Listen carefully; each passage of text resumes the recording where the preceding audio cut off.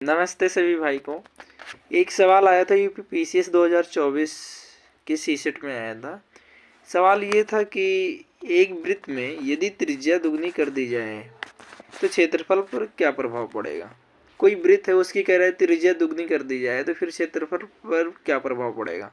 तो सभी भाई को पता होगा कि किसी वृत्त का क्षेत्रफल क्या होता है, पाई आर स्क्वायर।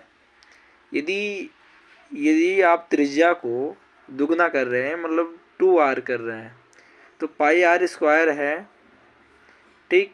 लेकिन अगर त्रिज्या को आप 2 गुना कर रहे हैं तो फिर उसका टोटल वैल्यू कितना हो जाएगा। अगर वहाँ पर 2r लिख दे रहे हैं r की जगह पर, क्योंकि उसको त्रिज्या को दुगना करने की बात कर रहे हैं, जब 2r लिखेंगे तो फिर हो जाएगा, उसका स्क्वायर करेंगे तो 4r स्क्वायर। तो पाई तो छुटा हुआ था, तो क्या हो जाएगा टोटल 4 पाई आर स्क्वायर।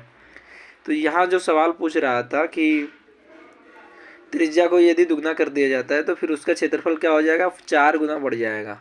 इसी प्रकार से कई सारे सवाल आते हैं, तो फिर आपको कुछ करना नहीं होता है। जैसे यहाँ क्षेत्रफल पूछा है वृत्त का, तो फिर वृत्त के क्षेत्रफल अप्लाई करके आपको उसको सॉल्व कर लेना है।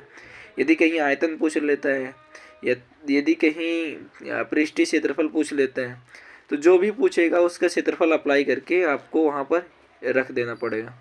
ये सवाल सॉल्व करो। धन्यवाद आपका।